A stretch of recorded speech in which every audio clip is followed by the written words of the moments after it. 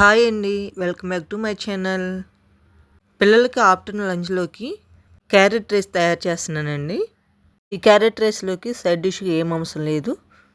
Carrot rice తయారు చేసుకోవటానికి ఒక ప్యాన్ పెట్టేసుకొని 1 స్పూన్ ఆయిల్, 1 స్పూన్ ఘీ ఏసుకోవాలి. ముందుగా కట్ చేసి పెట్టుకున్న ఆనియన్ వేసుకుందాం. ఆనియన్ లైట్ గోల్డెన్ కలర్‌లో వచ్చాక మసాలా దినుసులు వేసుకోవాలి. వీడియోలో చూపించినవన్నీ వేసుకోవాలి. 1 టేబుల్ స్పూన్ అల్లం వెల్లుల్లి పేస్ట్ వేసుకోవాలండి. అల్లం వెల్లుల్లి పేస్ట్ ఎక్కువ వేసుకుంటే స్మెల్ వచ్చింది కాబట్టి కొంచెంగానే వేసాను. పిల్లలు ఇష్టంగా తినడానికి కొంచెం జీడిపప్పు వేస్తున్నానండి. కావాలంటే వేసుకోండి, లేదంటే స్కిప్ చేయొచ్చు. ఈ జీడిపప్పు కూడా లైట్గా వేయించుకుందాం. జీడిపప్పు వేయించుకున్న తర్వాత తురుముకున్న క్యారెట్ వేసుకోవాలి. టేస్ట్కి సరిపడా సాల్ట్ వేసుకోవాలి. కొంచెము కలర్ కోసం పసుపు వేస్తున్నానండి. వీటన్నిటిని ఆయిల్ నెయ్యిలో వేయించుకోవాలి.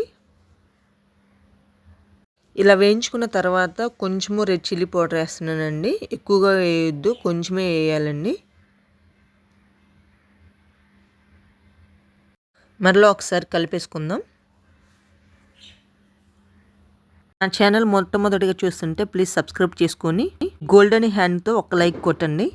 చిటికెడంతా ధనియా పౌడర్ వేసుకుందాం. ధనియా పౌడర్ వేసుకున్న తర్వాత కలుపుకుందాం. ఈ క్యారెట్ రైస్ నేను ఒడ్డు బియ్యంతోనే చేస్తున్నానండి. మామూలుగా మనము స్పెషల్ రైస్ చేసుకోవాలంటే కొన్న బియ్యంతోనే ట్రై చేస్తాము. ఒడ్డు బియ్యంతో మనం చేసుకోం కాబట్టి ఈసారి నేను ట్రై చేస్తున్నానండి. ఈ ఒడ్డు బియ్యంతో మంచిగా వస్తే నేను ఇట్లనే కంటిన్యూ అవుతానండి. 2 కప్పుల రైస్ని ముందుగానే క్లీన్ చేసి పెట్టుకున్నానండి.